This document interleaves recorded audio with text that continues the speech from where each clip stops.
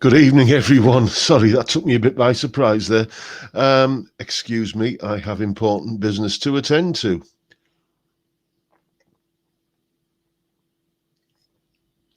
Oh, well, I usually say that's the first of the week. It isn't this week. Far from it. I'll tell you all about that later. Let's see who's in. Let's do the register. Uh, Okay, so we've got Mike Hurley. I live in the Balkans, so I start my beers 1 hour before you guys in the UK. Evening all. Well, lucky old you, Mike. David, you got me email, did you? Well, only two, please, to help me. I hope it was of some use to you. Michael Palmer's in. Bottleneck Bob, Deco Dude, Vincent Brennan, David Daly, who's saying greetings from sunny Southport, Deco Dude, Johnny Random, you're in, mate, Lee Morano, Andy Hawk, Dan from Scott Guitars, soon to have a spiffing new website. Dan, you know what I'm talking about. And who else we got? Edwin Toonan, how are you, Edwin? That's my pal in Amsterdam there. And where are we? Seems like you've been having a right old gossip in the chat while you were waiting for me. Sean House is in, Andy and Clark. And who else have we got? Stephen Tatton, John Ross, and Steve Muskie. Muskie's in. How are you, mate? Malcolm Spillett. Which guitar you been playing today, Malcolm? You've got a few to choose from, I seem to remember. Colin Falcon, how are you, mate? You'll be seeing your guitar up on the channel on Sunday. Then who else we got? Peter Collins, Nancy Davis. Welcome, everyone. Grandpa Joe, nice to see you in, Joe. Phil, William Forrest, Ian Rouse, and Patrick Becker, and Peter S. And Daniel Cooper. Been out today in the Thalleton and tried out a new Yamaha Trans Acoustic I was really impressed with. Still blown away by the new Harley Benton. What a find. Yes, Daniel. Daniel's a student of mine. He's just treated himself to one of the newest incarnation of the Harley Benton Fusions, and he's brought it to a couple of lessons. And yeah, if I hadn't already bought this chap, well, you'll remember when I was kind of shopping for a HSS Strat, that one of those Harleys was one of the contenders. But I'm glad I got the Sire. It's a lovely guitar. Jeff Hately's in. How are you? And Thomas Mulvaney. Good to see you both in. Jason Carter, JT, Comforter Spirit, Nightwish Lover, Fun-Loving Ramekin. Fair enough, mate. And Craig Stamen. Yes, I think it's all the usual crew, isn't it, basically? Okay, let's... I've started forgetting to do this on the live stream, so let me... and only squeezing it in right at the end. So let me tell you what's coming up on the channel this week. You saw probably, I think, this morning, where I was buying a guitar on the flip of a coin. Well... tomorrow morning, same time, 10 a.m., you're going to see me doing the unboxing and first impressions video of that guitar, which was the vintage V72. Then on Sunday, you may recall from last week's live stream, there was a rather gorgeous looking white, black and gold Telecaster on the couch there behind me, belonging to Colin there in the chat. Sunday, that video is coming up where I'm basically just having a bit of a solo on it and, just putting it through its paces. Really, really nice guitar, it has to be said. Then on Monday, due to popular request, I'm doing a classic rockabilly solo courtesy of James Burton. Does anybody want to guess which one that is? Then Tuesday, I'm talking about another top 5 Tuesday. I'm going to be talking about my personal favourites, my top 5, because that's all these top 5 lists are. A lot of people sort of take issue with me, and there's one chap who did that last week. I'll tell you about that in a moment. This Tuesday, it's my personal favourite top 5 guitar albums from the 70s.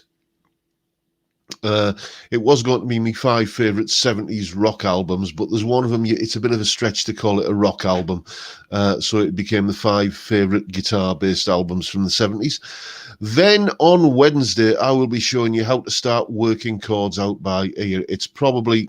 oh, thank you very much, Robster Boy. Nice to see you in. My mate Robert in the States there. You're a gentleman and a scholar. Yeah, one of the... biggest topics I get asked about when people have struggled to find the chords or a tab for a song that they want to learn is, how do you work it out by ear? Well, on Wednesday, I'm going to be showing you how to go about they've taken the first steps in doing that, basically. Then on Thursday, it's a comparison video. Do you remember that black Squire HSS Strat that we had in here a little while ago, and I said it was going to be getting compared to this Sire HSS Strat? Well, that is Thursday's video, the comparison video between those two. That Squire has since left the building. The lovely Chloe from Zoe's Place came and collected that the other day, and I believe she's emailed Nick, the chap who donated the guitar, and to give him a personal thank you. So that's what's coming up on the channel this week. Let's just see what we've all been kind of gossiping about while I've been blethering away there. Let's put you up on screen there, Ozzy. Just finished putting together my vintage Salty Dog rebuild, and it looks fantastic, but it doesn't work. Oh, dear me, mate. Have you got some electrical gremlins there? Yes, indeed. It's always the final bit, isn't it? It's you get all the donkey work done on a guitar, and it's all, you put it all together, and you string it up and you plug it in, and silence. It's happened to me many, many times. I hope you get it sorted, mate. It'll just be something simple. It's usually something that you've done in the final furlong, because you're so kind of hyped up and excited to get it finished that you kind of overlook the obvious. I find that's usually been the case with me anyway. Oh, Dave Pegg's got a new amp. New amp day. Have a Line 6 240 HC, the head with the four inch speakers in it. Recommendation from me, son. Any comments welcome. I've got to tell you, I've never been particularly fond of Line 6 gear. Probably the one piece of Line 6 gear that I was tempted by was the Variacs, because even some of the more wacky sounds on like the 12 string and stuff, they're a little bit sort of digital sounding, but the Strats and the Tellys and the Les Pauls and the 335 sounds in that are fantastic. It's just that feel issue that was the deal breaker for me. I couldn't get past the fact that I was hearing a Telecaster sound, but I wasn't feeling a Telecaster feel, if you know what I mean. Speaking of guitar tones, how weird is this? Well, not weird, but there was a chap who since removed his comment because I think he realised he was being a bit of a plank. On that video, that Top 5 Tuesday last week, where I was talking about iconic, guitar amp combinations, great tones, and his comment was, let me see if I can quote this verbatim. You're talking about iconic guitar and amp tones, yet you're using digital modeling. I'm not convinced. What? Okay, well, my apologies for not having a Marshall JTM 45 and a Vox AC 30 and all of the classic amps there that I was talking about, mate. But does the fact that I was using, a digital solution for those amplifiers, does that kind of make Hank Marvin's tone on Apache less iconic and influential? Does it make Jimi Hendrix's tone Strat through a Marshall less influential? Does it make Eddie Van Halen's tone less influential? Because that's what you're saying. It's like saying, I'm not convinced that what you're saying is true because you're using digital modeling. What an utter plank that man was. I don't normally kind of go off on one like this about comments, but it was just, it was just somebody that, well, he was obviously a bit light under the cap. Do you know what I mean? A bit hard of thinking. So I just thought I'd call him out on that. Anyway, where are we? Let's Edwin Toonan saying, by the way, saw your Twiggy Blues video yesterday, ordered and received it today, blown away by the sound. Yeah, it's a cracking piece of kit. Well,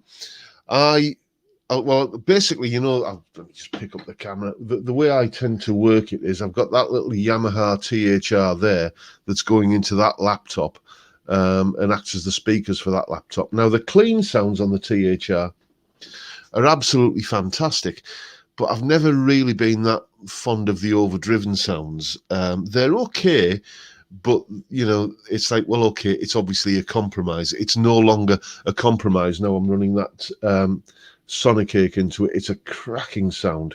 I should really do a full-on, you know, piece of music with it, really, and just use it as the main tone for something in a mix. I think that's going to be a video coming sometime soon.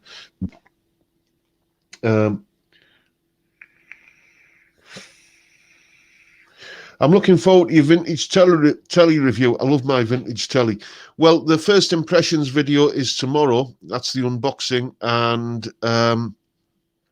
then it's the full review will be next Sunday, not this Sunday coming, the one after. So that'll be a week on Sunday, basically. Deco Dude's just bought a Harley Benton TE52 as a body double for me 72 telly, which has neck and body problems. Yeah, those TE52s are nice guitars. You know, it's a good basic workhorse Telecaster, you know, and it's worth spending a bit of money on, like possibly some new tuners or maybe brass bridge saddles and stuff like that, just to kind of get it the rest of the way there. And, you know, it's a good modding platform. All those Harley Benton tellies are, you know.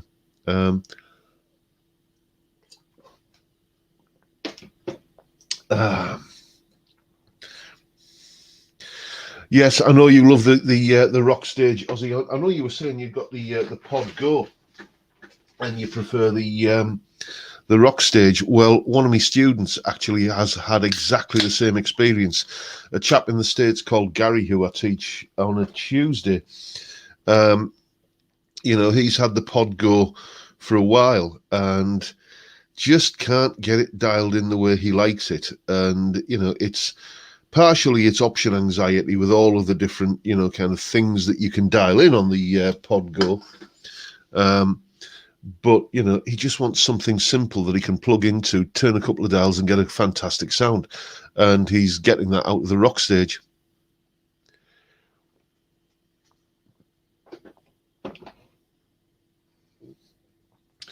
Steve Hoggerton, let me put you up on the screen, Steve. It's not because, you know, I want everybody to see your comment, which they can everywhere. It's just I can see it a bit easier when it's on the big screen. Big numbers on board tonight. Hope everyone is good. Still at college, gagging for an ale. Lots of punk rock when I get home.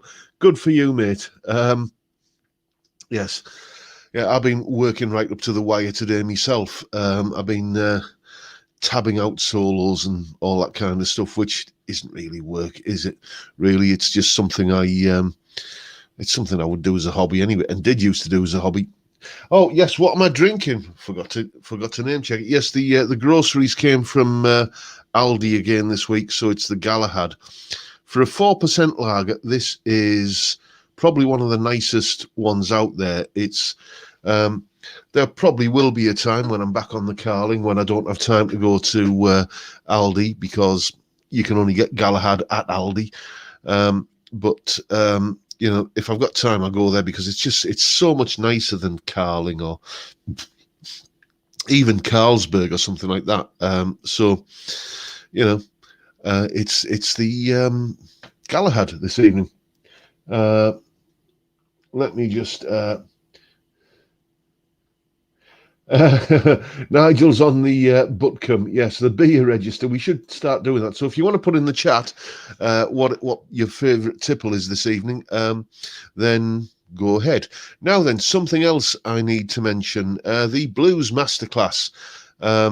Many of you who are my Patreon supporters will have seen, because I put it up on Patreon yesterday and up on my website, johnrobsonmusic.co.uk, link in the description.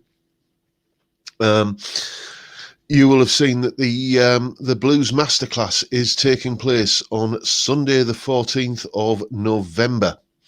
So that's roughly 4 weeks' time. It's going to be about 4 hours long or thereabouts, perhaps a little bit either side of that. If anything, it'll probably err on the side of being a bit longer. If you're a Patreon supporter, it's £50. If you're a non-Patreon supporter, if you're not on my Patreon, then it's £75. So I'm giving a discount to the people who've been supporting me. I think that is only fair and proper. Basically, it is everything you need. Think of it as everything you want to know about blues, but was scared to ask, or something along those lines. We start with the real basics, the chord sequence. What makes a typical 12-bar blues chord sequence sound bluesy, and how to kind of make sure that when you're playing it, it sounds bluesy.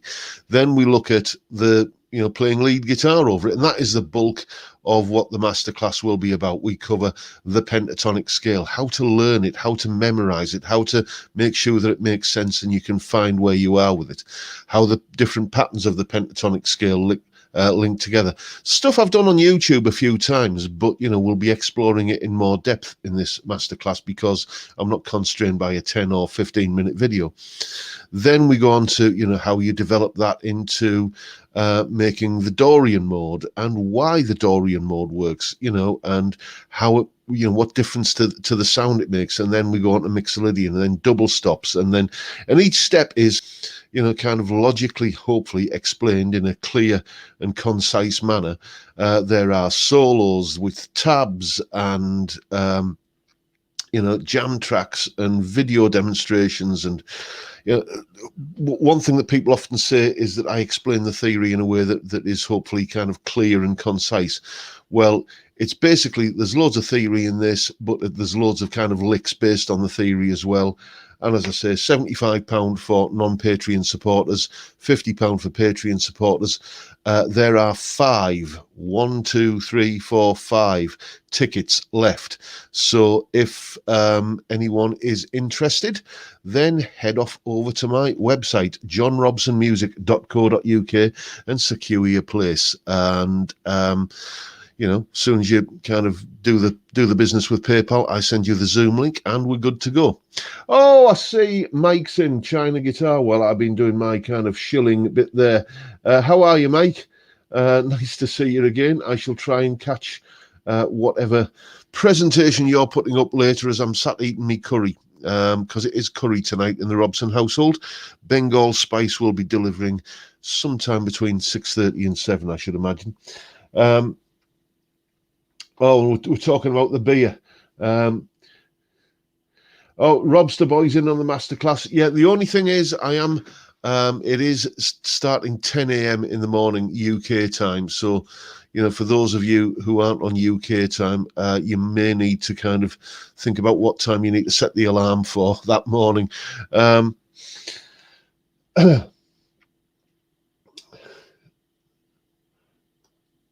Where are we?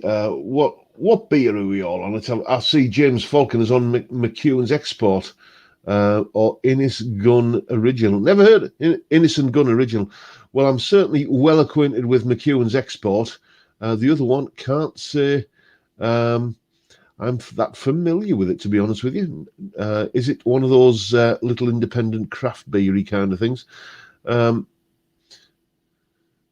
Let's just scroll up and see what I've been. Oh, Lee Morano's on black coffee. Yes, well, I guess it is rather early in the day, isn't it? For where you are, Lee, to be on the beer. Brad's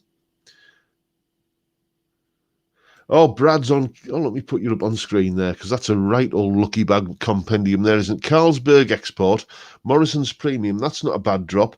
Doom Bar and Grolsch. Bit of variety tonight. That feels like it's going to get messy there, Brad. It has to be said. Let's put it this way. I think you're going to be, what's the expression they use in Private Eye magazine? In a tired and emotional condition. Yes.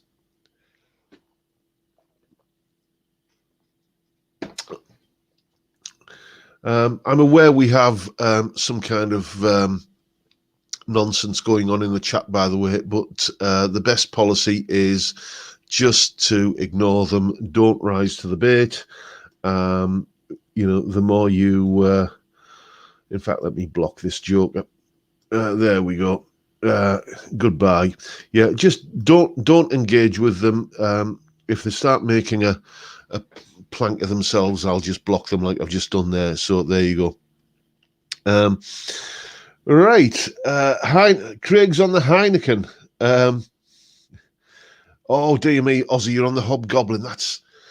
I quite like Hobgoblin, but it doesn't like me. The next day it's it's a bit grim the next day if I've been on the Hobgoblin, it has to be said.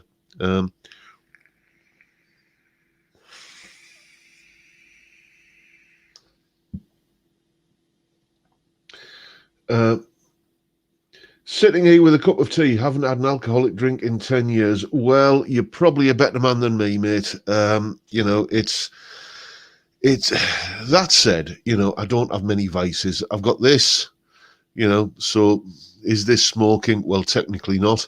I don't bet on the horses anymore. Well, not much. I don't eat ice cream or desserts or anything like that. I only have a drop of whiskey on like my birthday or Christmas or something like that. But I do like half a dozen beers on a Friday, it has to be said. And if that's going to shave a year off my life, well, you can have that year, I'm afraid. It's a trade-off. What music brings you to tears? Me, it's Mark Knopfler, Going Home. It's so heartwarming. Yeah, that is a great track. I've always been a bit confused by that because it's on the soundtrack album for Local Hero. That same tune is also called Wild Theme, isn't it? But it is a beautiful piece of music. And another Mark Knopfler one that I'm well into at the moment because I am a crusty old dinosaur, and I've been rediscovering the old series of Auf Wiedersehen, Pet. And do you remember when they brought it back in the early 2000s? They had a Mark Knopfler theme tune to it then, Way I Man. So I've been hearing that on every episode, and so I've been listening to that album that it's from. I can't remember the name of the album, but it's it's got that track on it. Fantastic stuff. Wild Theme is the slow acoustic version. Oh, okay. Fair enough. I didn't know that. Let me just put you up on the screen there, Robster Boy. Hey, John, I got an error message when trying to purchase the Masterclass. It said to contact the administrator. Hold me a spot and send me a payment link, and I'll see you 5 a.m. my time. Okay, Robster Boy, you are in, mate. I will send you the link tomorrow, and yeah, holding you a place, no problem at all. I want to see you there, mate.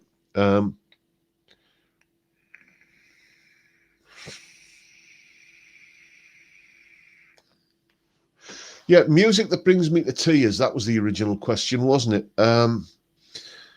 Well, it's I don't know, really. If we're talking about something that, if we're using brings you to tears in a wider sense possible, just something that elicits that kind of emotional reaction, then for me, probably the title track from Camel's The Snow Goose. That just sends shivers down my spine. As does Brain Damage and Eclipse from Dark Side of the Moon. That's another one that gets me every time. And just completely out of nowhere, a bit of a, and maybe I shouldn't be admitting this to an audience of, well, however many subscribers I've got, 22,000 or thereabouts, but a song that always brings a lump to my throat. And you can call me sad, and you can call me cheesy, and you can call me all kinds of names. I don't care. Peter Sarsted, Where Do You Go To, My Lovely? That song just knocks me about every time I hear it. It's so kitsch and cliched and everything, but just the lyrics, man, just the story that it tells. It's as I say, it really does it for me.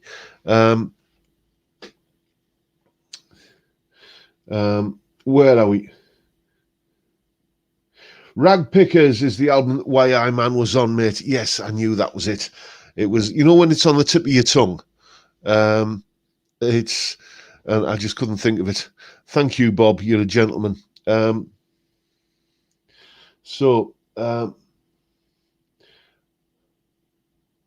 I cry when I'm in the pocket while guitar soloing. Well, fair enough, mate. Whatever. Let's just scroll up the pod, up the chat. Somebody was talking about the pod there. I beg your pardon. I see Mike's Mike's giving it the Auf Wiedersehen pet quote. You and me, Mike, we're going to have a chat sometime about Auf Wiedersehen pet, because you can remember individual lines from it the same way I can. Would you believe when I was at college, people used to call me Oz? Anyway, if you watch the show, you might get that in reference. Anyway, Eva Cassidy, Somewhere Over the Rainbow will bring a tear to a glass eye. Yes, indeed, it will. What a fantastic, it's just, when you talk about definitive versions of songs, I mean, that's got to be there for that one, hasn't it? Pablo's in. How are you, mate?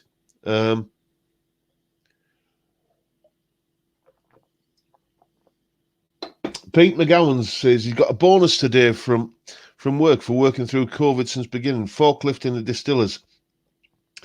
1,711 quid. What guitar do I get with the 111 I will see from it? Sad state of affairs, isn't it? But let's assume you've got the full whack to spend on a guitar. What would you get? And that's it. Well, I mean, obviously, you'd get one of these on the back here, and Blondie there, a John Robson signature model. Not that it'd cost you the full whack; you'd have a bit of change. You could probably buy a Strat with a change. But that is the thing with expensive guitars. You tend to find, when you're up in that sort of 4-figure plus price tag, most guitars, not all by any means, but many guitars in that sort of 1,500 quid and above price range, they seem to fit into two categories. There's either the knackered looking relic guitars, or there's the ones that, what I referred to in that video a few weeks ago as Liberace guitars. There don't seem to be many guitars in that sort of price bracket that are just, classy but understated. Do you know what I mean? And that's what appeals to me in a guitar, I have to say.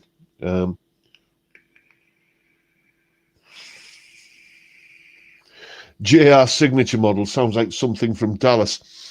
Do you know, one of my students' first names is Dallas. He's an American chap, and his first name is Dallas. And his phone went off in the lesson the other day, and it was the Dallas theme tune. I thought, come on. Well, why wouldn't you? You've got, if your first name is Dallas, there's only one theme tune you can have for your ringtone, isn't it?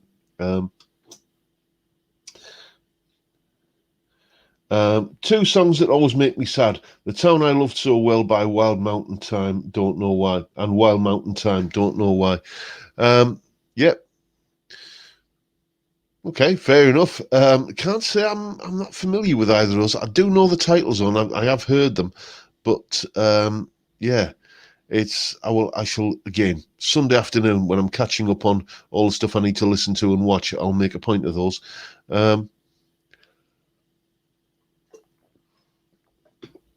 Anyway, excuse me, chaps. This is going down rather well this evening. I need a refill.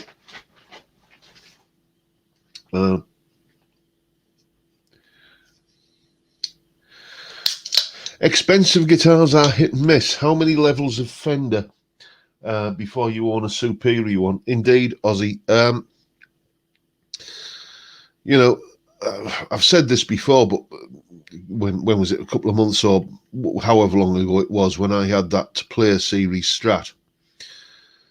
It was a guitar I really, really wanted to like, but I don't know. It just felt, when you pick up some guitars and you can't find anything wrong with them,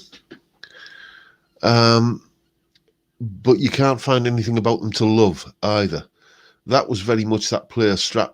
Couldn't fault it in any way, and yet it just never really made me want to pick it up. Don't know why. So there you go. So flake in anticipation. Yeah, the Galahad doesn't do the flake thing quite so bad. No flake indeed. Yes, sorry to disappoint you guys. I'm even wearing the T-shirt tonight. The flake T-shirt, very, very kindly sent to me by Dave Lewis. Thank you, mate.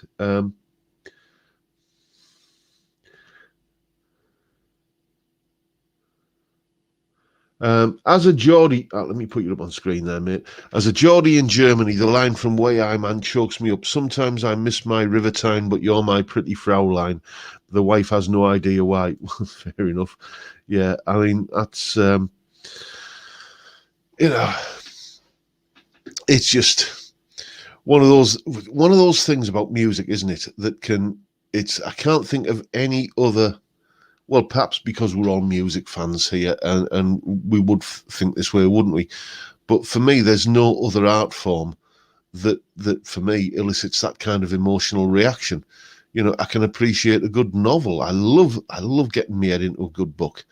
But I don't think a book has ever kind of made me that emotionally moved as music can make me. Same with any other form of art. Music is, for me, it's the most powerful, form of artistry, really, and the peeling onions.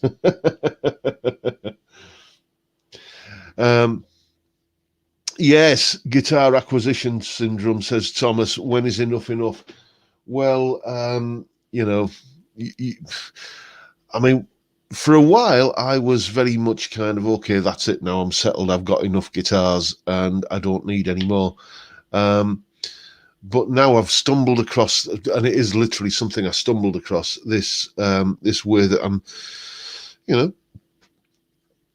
able to kind of have a revenue stream. Basically, I buy a guitar, I do as many videos as I can milk out of that guitar, and then I sell it. Usually when I sell it, I'll make a little bit of a loss on it, but the revenue I make from the videos kind of more than offsets that loss. So it just kind of gets me a little bit in front every time. So every now and again, one of the guitars just kind of makes enough of an impression on me to think, well, yeah, I ain't selling this one.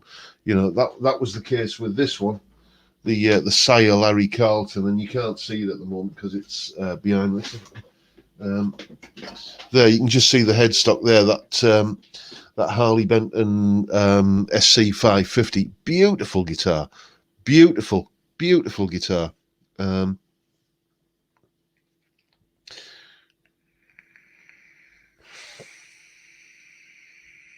Excuse me, just reading the chat and having a vape. So Bonamassa is at about 400, I think, now, and I reckon they're all worth a bob or two. Yeah, I mean, the thing is, if Joe Bonamassa owned a Hello Kitty guitar, the fact that he owned it would make it worth a bob or two, wouldn't it, frankly? And they're always tax deductible, John. Yes, that is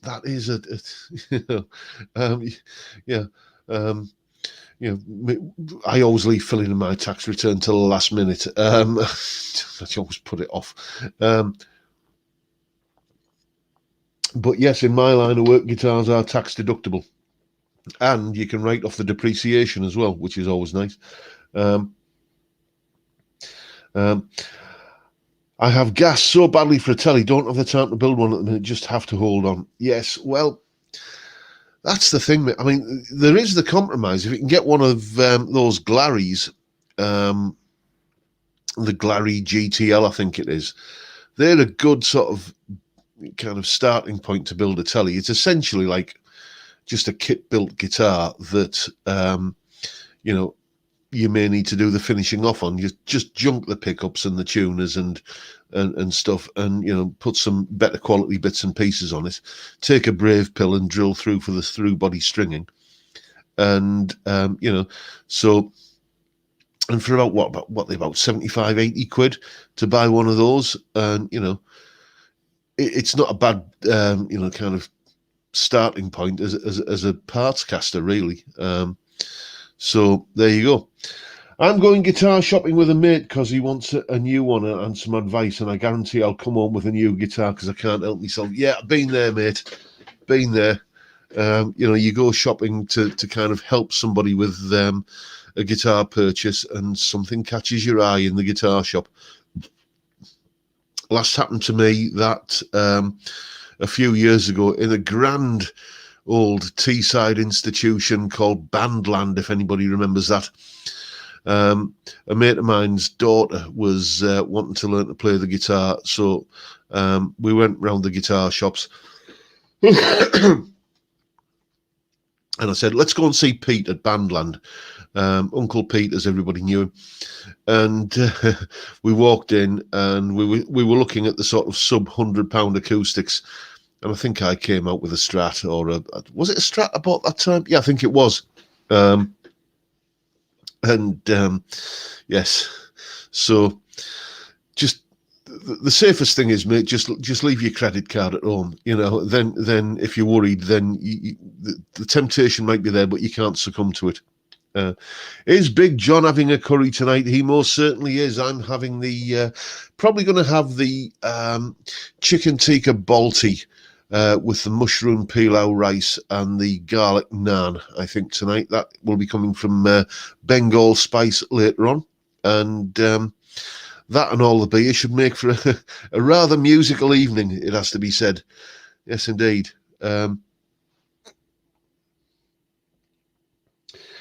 I remember Bandland very well, says Pablo Hank Pete. Great guy. It's a brass instrument shop now. Yep. Yeah, it was one of the last of the independents, wasn't it, Bandland? You know, just great little place. And the thing is, I never, ever paid full price in Bandland for anything. It was just one of those shops where you could go in and, you know, I remember, gosh, this was on my 21st birthday. I got £200 from me, which was obviously a long time ago. I got £200 as a birthday present from me mum and dad to go and buy something, you know, because they didn't know what I wanted, you know. So it was like, it's your 21st, there's 200 quid. And I went in and I bought an amp that was, I think, £199, and a chorus pedal and some leads and some strings and some picks and stuff like that. So it was well over the £200 thing. And yeah, and Pete just kind of totted it all up. He says, how much have you got? And you said 200. He says, that'll do. You know, it was always good for doing a deal like that, especially if you were spending, you know, a decent amount. You couldn't walk in and offer him £3 for a £5 set of strings. That wasn't going to work. But, you know, if you were spending, you know, a couple of hundred or thereabouts, and this was 21, this will have been 1988. So, you know, 30 odd year ago, that was a canny amount of money back then. You know, and he was, you know, he was always good at doing a deal like that. And God bless him. There's not many places you can go to now that'll do that for you. So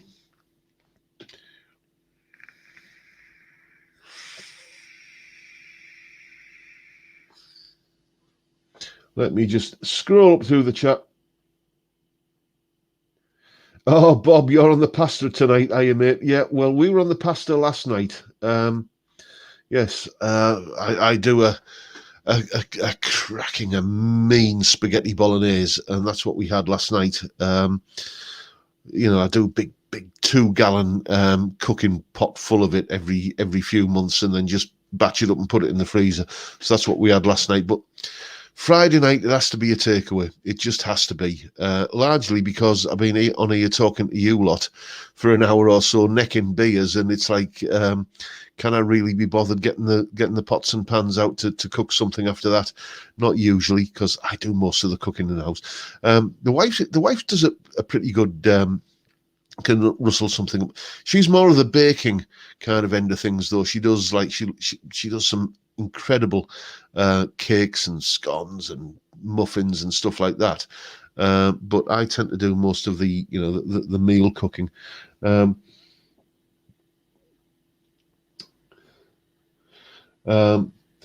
If I can't get my vintage to work, I might just buy a Fender. Just might. No, Ozzy, don't give in, mate. Don't give in. Is it a wiring issue you've got there, Ozzy?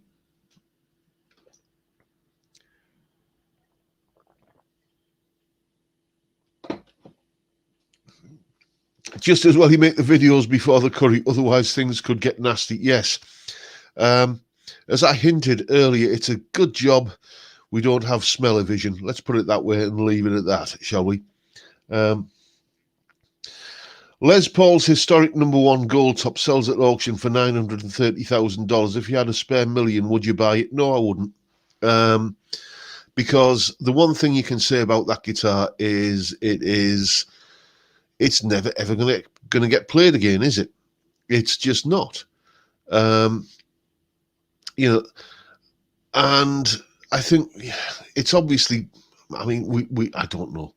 We don't know what sort of shape it's in, but it's a guitar and it deserves to be played, and it's going to end up in a glass case or a bank vault.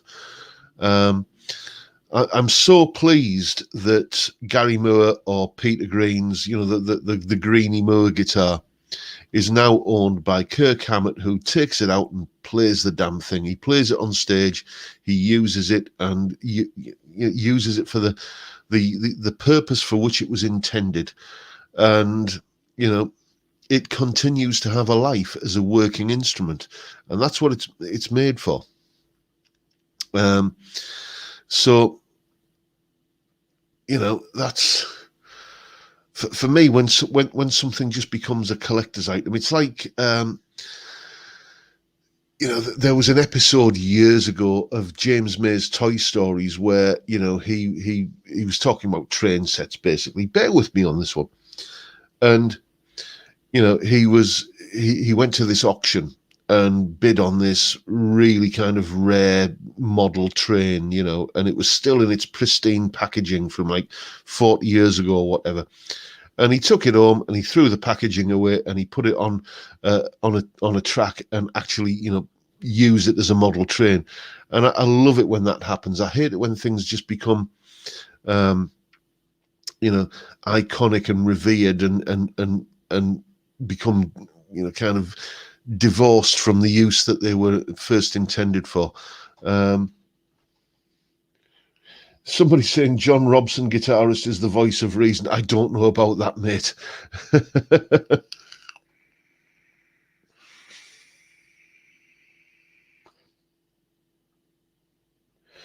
Yes, I did. I was just talking about that, Mike. The Les Paul #1 that sold this week for 930 grand. Here's the interesting thing, though. I mean, that guitar fetched less than what Gary Moore's Les Paul went for. Which, I mean, yes, Gary's Peter Green guitar was an iconic instrument, but I believe millions of dollars changed hands for that, let alone kind of high hundreds of thousands. So if you're thinking about an iconic Les Paul, then the favorite Les Paul guitar of Les Paul himself surely has to be kind of further up the rankings. I was shocked at how little that guitar fetched, actually, considering what the Greeny Moore guitar fetched when it changed. Well, it changed hands a few times between Gary and Kirk Hammett, didn't it? But it certainly, I think Kirk paid well into the millions of dollars for it. So, yeah, odd times. I remember back in, when was it? Gosh, about 1990, when Mitch Mitchell, when he was still alive, owned one of Jimi Hendrix's Strats. It might have been the Woodstock Strat. I don't know. But, you know, Mitch Mitchell sold that guitar for, I think that was about, I think back in 30 odd years ago, well, 31 years ago in 1990, that went for about 250 grand. Which with inflation, I mean, adjust that for inflation, that was an immense amount of money back then.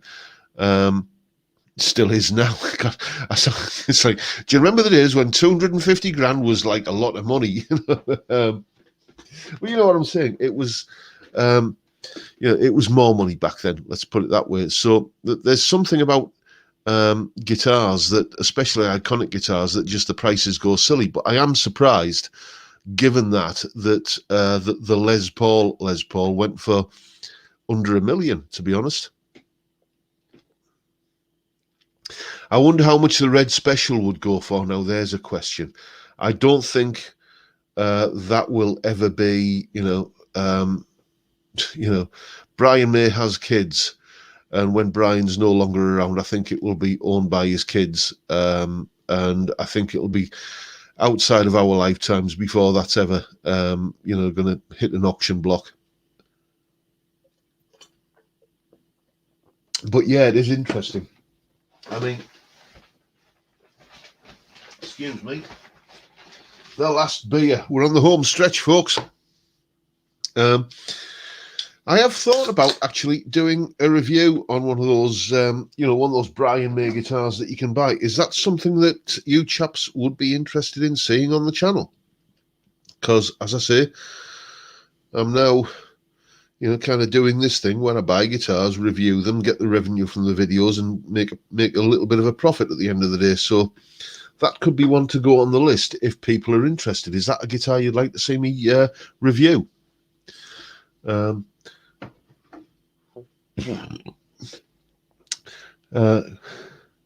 Pete McGowan, I don't like Brian May. Well, fair enough, mate. Then that pretty much casts your vote, doesn't it? But we're getting a lot of yeses there. No, Guild don't make them anymore, David. They used to. And I think that was back in the late 80s when Guild were making them. But, I don't think Brian was happy with the guitars Guild were making. So as soon as he was able to get out of that association, I think he did. Now I don't know who they're made by, but certainly they're branded as Brian May guitars, like his company. I honestly don't know. I mean, I know, for instance, that Fender make the EVH guitars, but they're branded as EVHs. But I don't know who make the Brian May guitars. I don't think Brian May has a factory, put it that way. They will certainly be being made by, another guitar manufacturer. It's something to look into anyway. But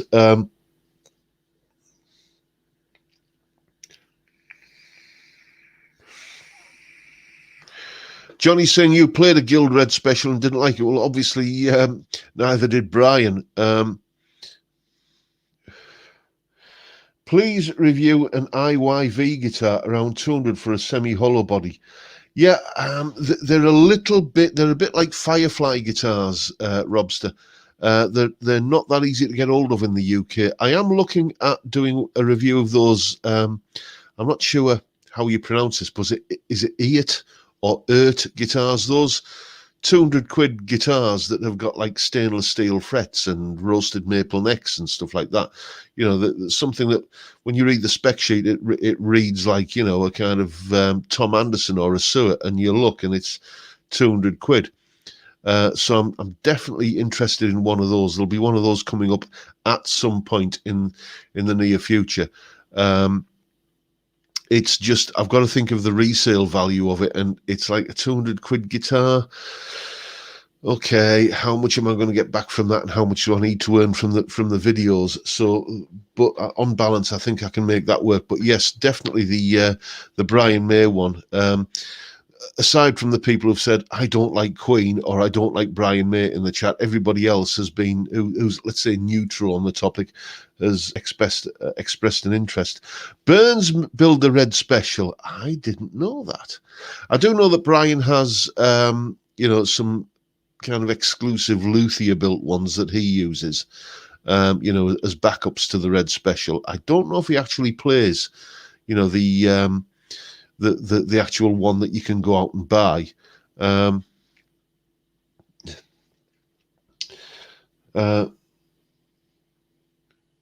Where are we? I love Queen and Brian May. Yeah, I mean, this is it.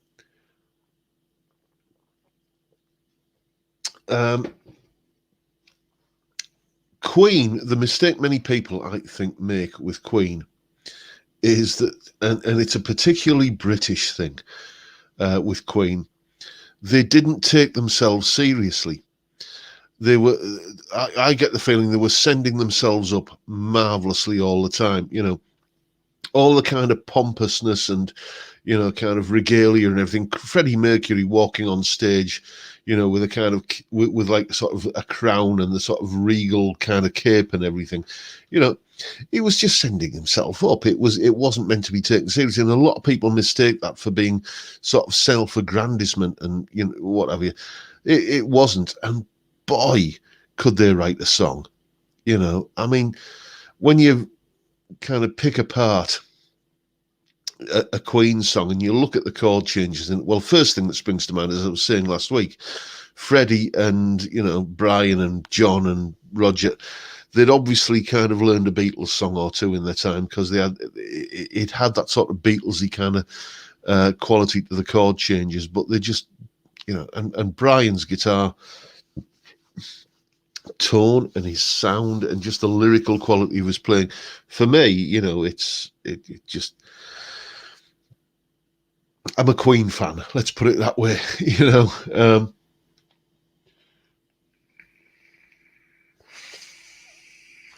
Love Queen and Brian May, plus Nuno, my favourite guitarist, is massively influenced by them. Yeah, I mean, they were quite the sort of the double act for a while, weren't they? Back in the early 90s, you would often see kind of Brian and Nuno kind of hanging out together, and Nuno kind of being a bit of a Brian fanboy.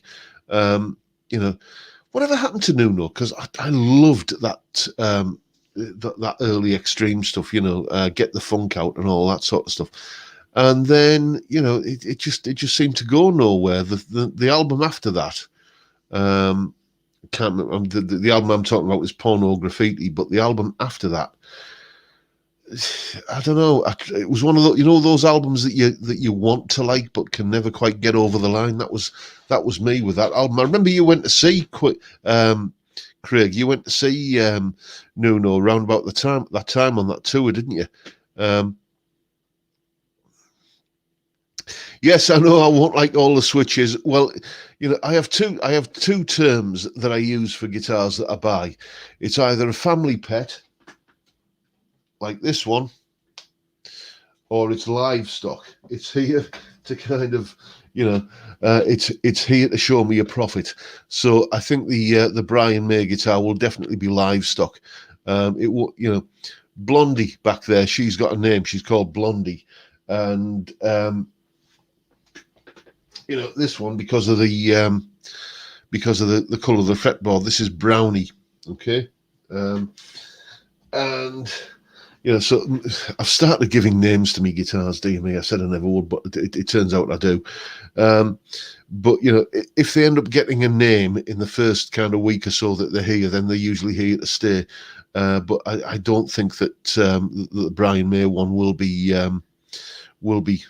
getting a name other than maybe Brian. I don't know, but it's there's the curiosity. It's an itch that needs to be scratched.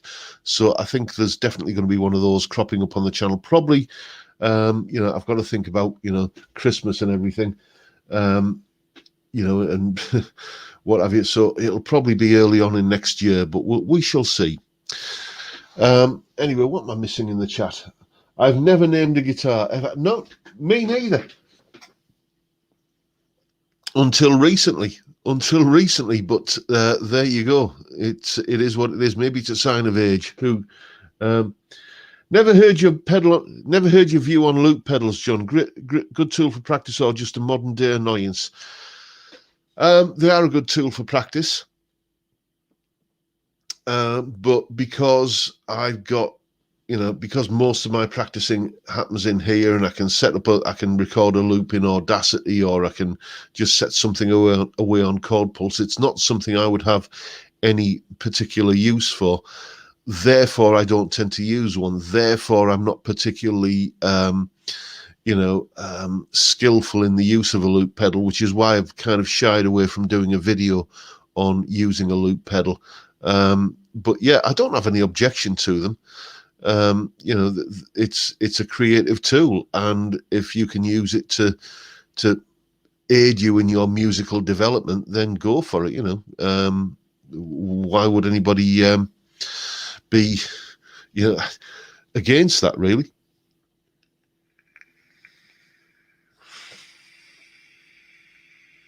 Are you off, Bob? Tea's ready, is it? Have a great weekend yourself, mate. Well, looking at the time, we're into the home stretch now. We've got about 5 minutes left. So, has anyone watched the specials live on the BBC Loop channel? No, can't say I have, mate. Can't say I have, because our TV at the moment is not capable of receiving the BBC. Although we still have to pay for it, but that's a whole other topic. Anyway, let's not get into politics.